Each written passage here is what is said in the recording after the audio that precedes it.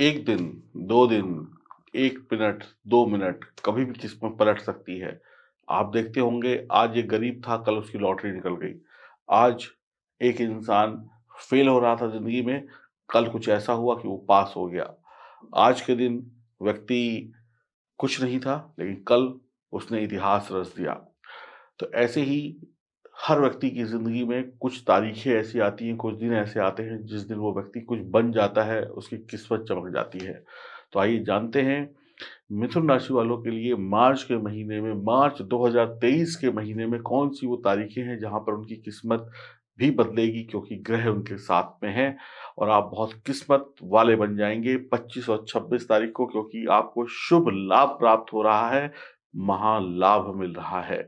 मैं एस्ट्रोलॉजर सचिन स्वागत और अभिनंदन करता हूँ अपने सभी प्रिय दर्शकों का और उम्मीद करता हूँ कि आपका भविष्य इन 2 तारीखों में बहुत ही उज्ज्वल होगा। ध्यान से देखिएगा अपनी इस गोचर कुंडली को। मंगल लग्न में बैठे हैं, चंद्रमा 12वें भाव में बैठे हैं, शनिदेव 9वें भाव में बैठे हैं, गुरु और सूर्य 10वें घर में बैठे हैं, राहु और शुक्र आपके बैठे हैं 11वें घर में।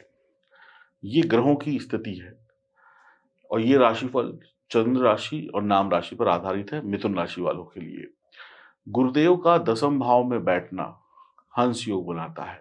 शानदार जगह पर बैठे हैं। आप चालाकी और होशियारी से इन 2 दिनों में काम करिए। सुस्त बन के काम करेंगे, आलसी बन के काम करेंगे, कोई फ़ायदा नहीं होगा। सफलता सामने खड़ी है, थोड़ी-सी चुस्ती, फुर्ती, चालाकी दिखाइए। मेहनत करते ही भाग्य उदय हो जाएगा, हाथ लगाते ही फूल खिल जाएगा, हाथ लगाते ही सफलता मिल जाएगी। पिता के आशीर्वाद से बड़ी तरक्की प्राप्त होगी। नौकरी, व्यापार और परिवार हर जगह पर सकारात्मक परिणाम मिलेंगे और समस्याओं का अंत होगा। गुरु की 7वीं दृष्टि चौथे घर पर होगी। गुरु की दृष्टि अमृत तुल्य होती है, गंगा जल के समान पवित्र होती है। ईश्वर और धर्म मार्ग पर चलकर आप किसी भी डर से मुक्त हो सकते हैं। आपके जीवन में कठिनाई, परेशानी, डर नाम की चीज़ नहीं होगी।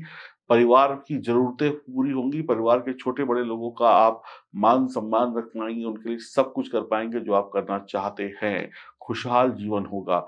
आप खुद भी अपना भाग्य चमकाएँगे और आपकी मदद से दूसरों का भी भाग्य चमकेगा। शनि इतनी आपको ताकत देंगे, गुरु आपको इतनी ताकत देंगे, मंगल आपको इतनी ताकत देंगे कि आप दुनिया का भला कर देंगे। आपके पास ऐसी शक्ति होगी जिससे आप खुद का तो भला करेंगे ही करेंगे, सामने वाले का भी भला कर देंगे।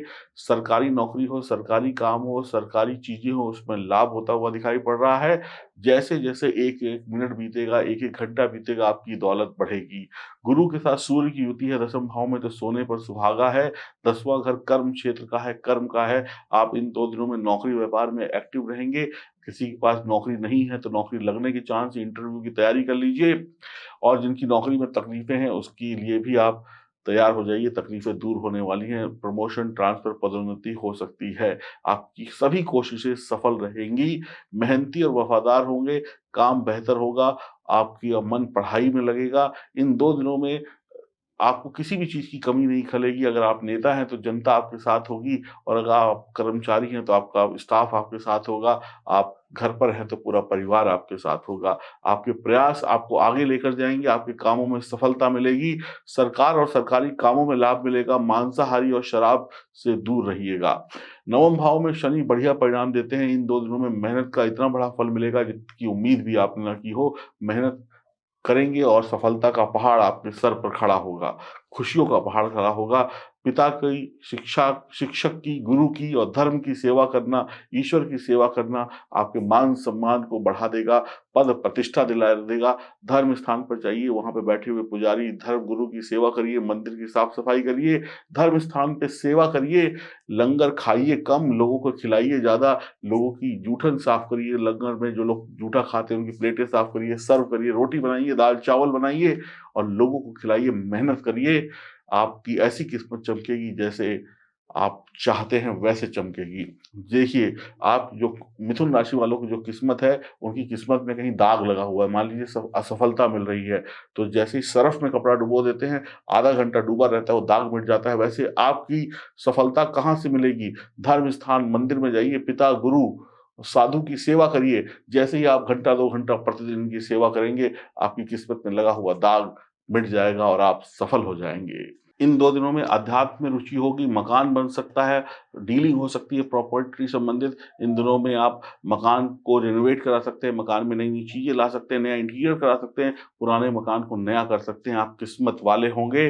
दूसरों की सहायता से आपको लाभ होगा, आप जोशी हैं, सरकारी काम में हैं तो लाभ ही लाभ है। पिता की सेवा आपको आसमान में चमकती हुई सफलता दिलाएगी। एकादश भाव में शुक्र हैं तो आपका बढ़िया जीवन होगा, बढ़िया जीवन शैली होगी, ठाट-बाट भरी ज़िंदगी होगी और बढ़िया कमाई भी होगी, दोस्ती यारी भी बढ़िया होगी।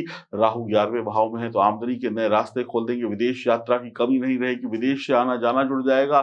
चंद्रमा 12वें भाव में है और मंगल लग्न में है तो आपको यहाँ पे एक्टिव कर देंगे, यानी आपकी एनर्जी का बटन चालू हो जाएगा। जो भी लोग पुलिस, सेना इत्यादि में जाना चाहते हैं, लोहा, लकड़ी, मशीनरी का काम करते हैं, उनको लाभ होगा। भतीजों से, पोतों से, चाचा से आपको लाभ होगा।